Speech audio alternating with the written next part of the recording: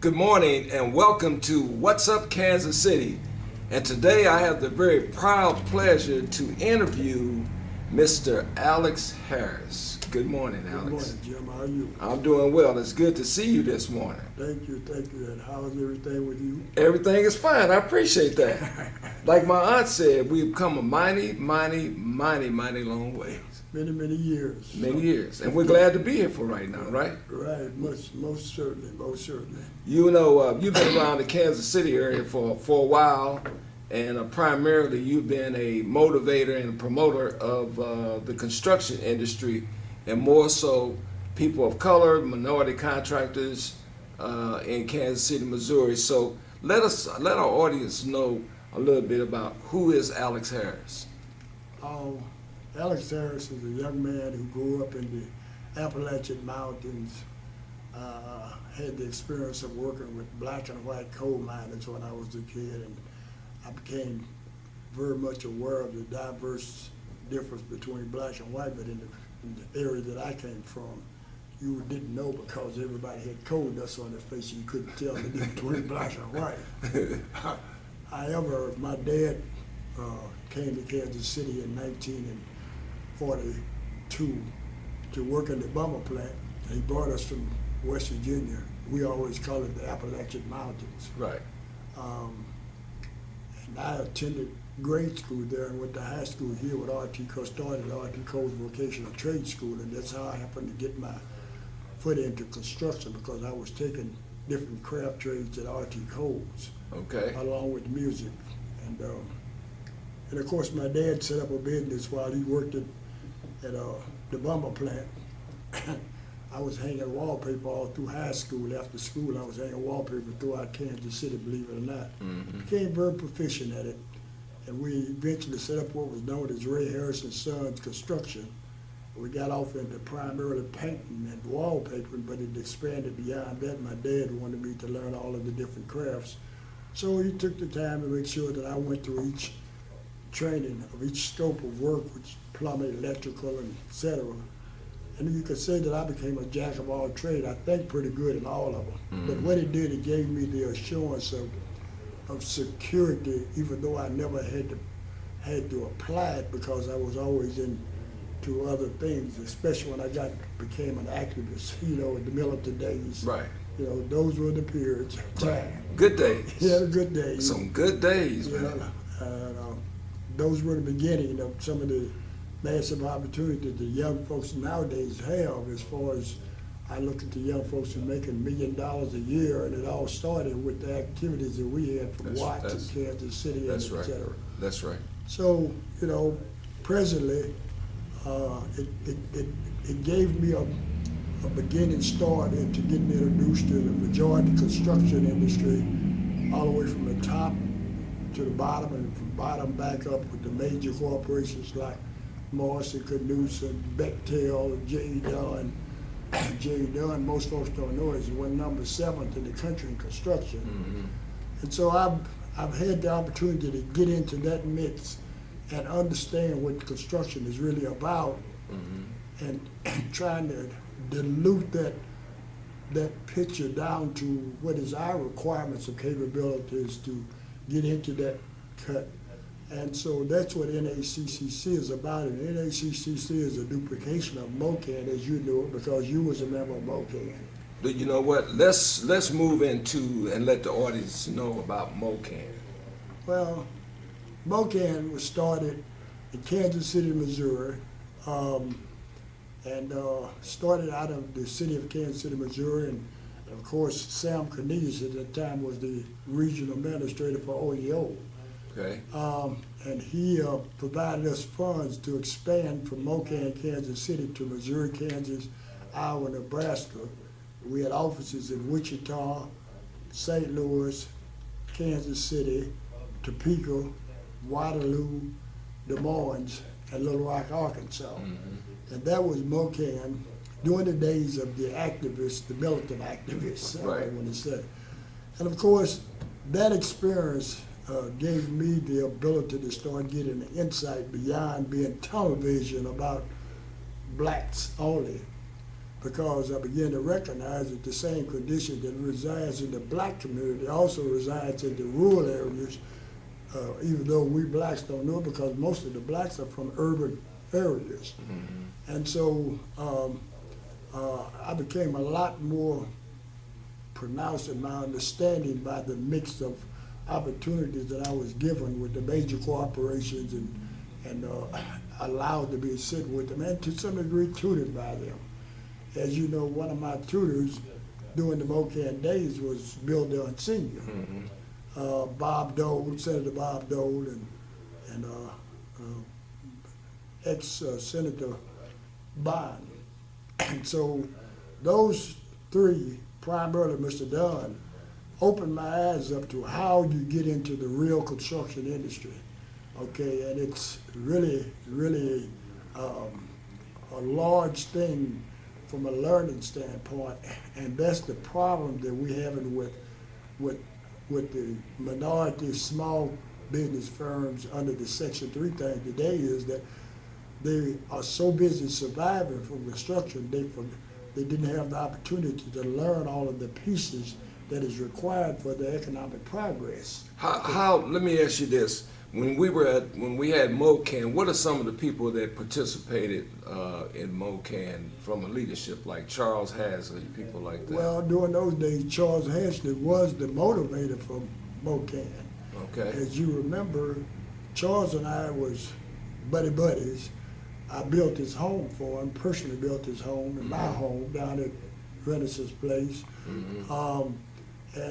I never will forget that I got Charles to leave the council for 2 months because he wanted to get his house built. And I said, well, fine, Charles, you want to build your house with your polished fingernails and your manicured hands. Yeah. Pick up the tools and let's go to work. With your good dressing self. He worked 2 months and went back to work with corns and calluses all on his hands. But Charles was, most people don't realize that Charles was the motivator and the guy that instructed most of the progress related to minorities in this city. You name it, 18th and Vine, the whole district, industrial complex district down there, some of the things that occurred, most of the things that occurred, most of all of the things that occurred that are occurring in the urban core community was touched by Charles Hasley. What about Joanne Collins? Joanne Collins was and I don't like to get into politics, but Joanne Collins was on the Democratic side. On the Republican side? The Republican side. Charles was on the Democratic side. And of course, Joanne was part of my entree into Washington, D.C. with the Republicans itself. And so I've had to deal both Democratic and Republican, both sides of the House relative to the things that we're doing today and the things that we was doing during MOCAN. As you know, MOCAN was known nationally. At that time, MOCAN produced 62% of all construction activity produced by minorities for 8 years in a row, and that was all done with MOCAN from Missouri, Kansas, Iowa, Nebraska. Mm-hmm. And unfortunately, we had the problems of politicism that basically destroyed MOCAN, but it caused a rebirth by the request of, believe it or not, politicians out of Washington, D.C. who wanted to see the rebirth of MOCAN in a form that brought about NACCC. Okay. What do you think about the politics and the grassroots community coming together and being a real motivator for us to move forward? Politics, grassroots community. Well, and that's the unfortunate thing. Somehow or another, we have not been able to get that combination, politics and the grassroots, our leadership. Do you think that's the problem, the leadership? It is the political leadership in Kansas City is not knowledgeable of the monumental benefits that comes out of construction for its audience. Because if you look at our community, urban core, and I'm speaking about the urban core community, 80% of its gross national product, which is 80% of the incomes of the urban core, is actually construction. Okay, construction participation by the contractors unbeknownst to everyone doesn't realize the many folks that goes in and out of Home Depot and Lowe's that are self-employed contractors, works in their own shop, works for themselves. That's a big number in this city. That's the largest number of construction participants. And then you got those who've elevated to the level that you and I know in the MOCAN days. They got into housing construction rather than residential. Most of our guys are in residential. Then you've got those that's graduated into housing and commercial. No longer than last week, I had the pleasure of negotiating 44% of the Hospital Hill project for contractors that all came out of the MOCAN block, except for one or two that are babies that came along, Lynch Electric, and et cetera. And that was a pleasure for me to be able to negotiate with the Duns, J.E. Duns, and the city for that level of participation, which is 17, 19, and 11. Up in the 40% of that project is going to be primarily minorities, and I'm proud to say most of that is black. Okay. Right. I have to represent under the Section 3 regulations. It is required that I represent the rural and urban, which is, a lot of folks have asked me, so what you mean rural and urban? I said black and white. That's what it really boils down to, because urban is black, rural is white. 75% of all of that money that comes down from Washington, D.C. goes into the rural area. So under the Section 3 auspices, I have to represent both black and white. It has done a world of good for me from a standpoint of understanding more civic-wise about all of the population as opposed to just one, even though everyone knows where my heart is. My heart is still with the blacks. Well, that's who you are. Yeah, but, right. but let me ask you this. What about, you keep mentioning NACCC. What is that? NACCC. What is that all about? Well, Is that some kind of something you create in your head? Is it real? Does it speak? Does it talk? Does it bark? What is it? Tell us what it is. NACCC is the advocate organization for small business contractors, both rural and urban, throughout the country. And what does the NACCC mean? NACCC means the National Association of Construction Contractors Cooperation.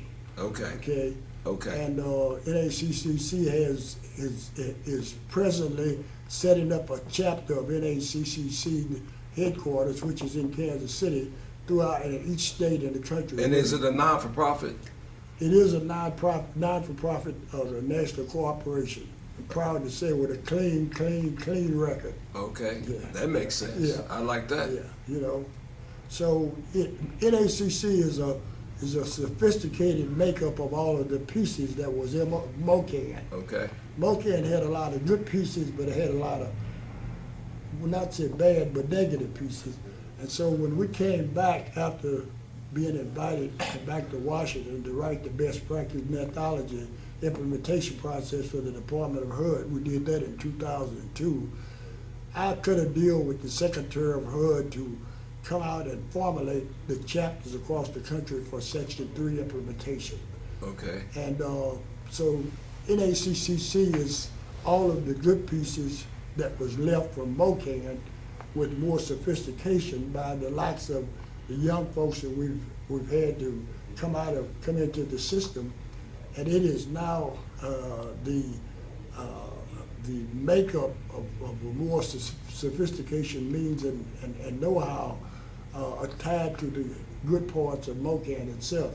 You know, one of the good things about MOCAN, most folks doesn't realize that MOCAN was a study was done by Ford Foundation, University of California, Berkeley, to determine what MOCAN was about as far as, and you know, they concluded that MOCAN was the motivation aspects for most urban core communities, and that is what brought how I got back into it with NACCC, because the politicians out of D.C., bipartisan, Republican and Democrats, wanted me to reformulate that process under NACCC so that it would be beneficial both urban and rural.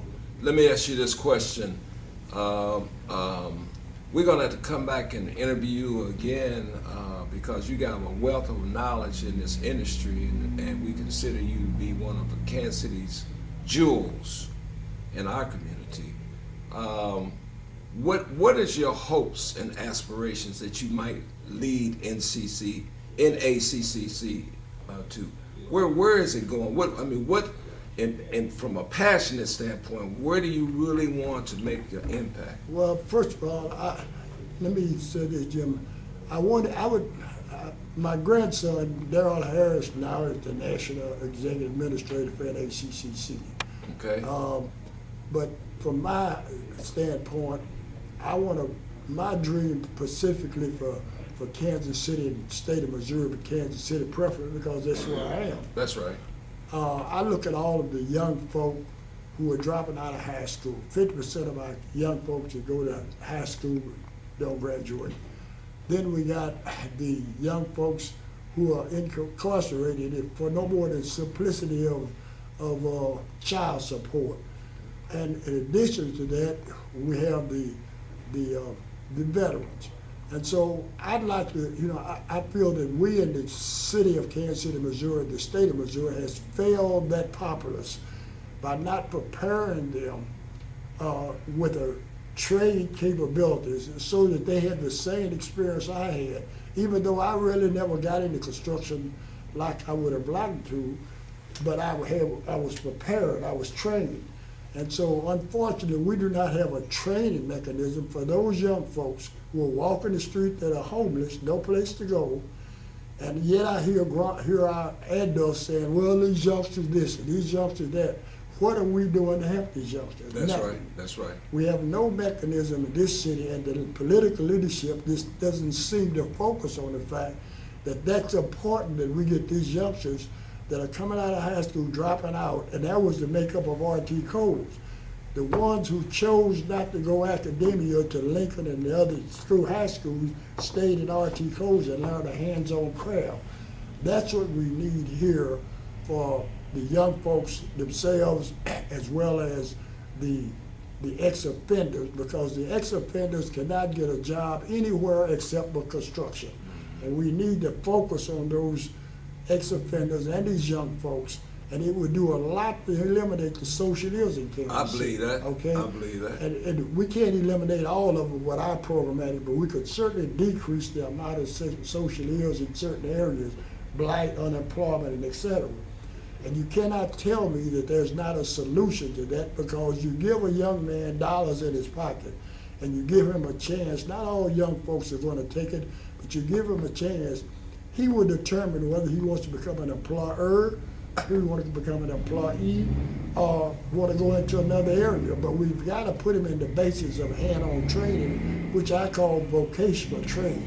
We do not have a vocational trade that allows that audience and the ex-offender audience to be able to grasp something so that they can get out of the negative environment that they're in. So we're going to continue to have social ills until we focus on them. So we have a trained community. Right. And a vehicle for them to Right. go to. And you can't say that we'll save all of them, but you cannot tell me that all young folks are bad and all young folks ain't good.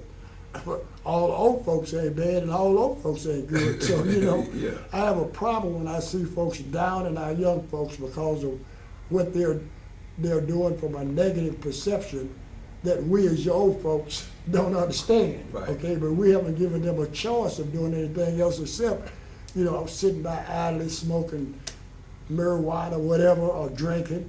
Give them something to do, and they'll get that pride. Now, let me, what would you like to tell the audience in closing? Because we're going to come back and talk to you again, and then we want to meet your newcomer on staff, your young protege, young Darrell. Yeah. So to give us a little bit to lead with. Well, tonight. it's Look into the camera. all of the talk to time them. I've been having in the back of my mind that it's time for me to step aside.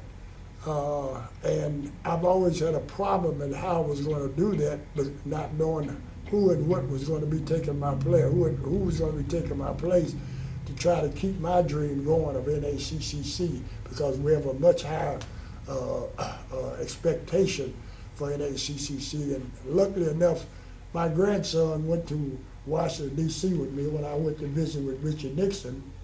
Mr. Bob Hughes and I went together, and he was with me. And believe it or not, the butler, the picture of the butler that's going on there, that butler was the butler that was walking Darrell around in the White House that day while I was visiting with Nixon. And so, lo and behold, some 40 years later, here he comes in now as the national administrator, my boss. I'm now emeritus, and he is the executive administrator. Right, right. So it's kind of humorous every time I think about it, because when he comes into my office I'm in the back in the dark. He's got a flash. He comes in, I get a flashback to the day that he was walking around in the Oval Office with the butler. So your big hopes and dreams is that Darrell is going to come in and... Well, I feel confident now that I was a little doubtful at first, but after sitting down and talking to him at length, my executive administrator, who I thought was going to take my place, Amir had to resign and go home to deal with his mother. But Darrell, you know, after meeting with him, I feel very comfortable with his learning capabilities. Well, you know what? Today has been a great day. You got a very nice office here for guys to come and ladies to participate in. And we're going to come back and talk to you in the near future. Darrell is going to be collaborating with us at What's Up Kansas City to try to give us some of his brain power, and we're going to move this thing forward. But ladies and gentlemen, today it was a pleasure for me to interview Mr. Alex Harris. He's been around in our community, and he's tried to help where he can and help our construction guys grow. And he helped even old man Carlos Nelson, who's behind the camera right now. He had lost all his hair, just like I have, but we're still out there on the front lines. But ladies and gentlemen, always remember this, I learned this years ago when I was in the Cub Scouts. To look sharp is to be sharp, and What's Up Kansas City. Thank you very much. CMG wants you to always remember, the victory we call success goes to the best prepared. When you invest in your community, you're really just investing in yourself. Thanks.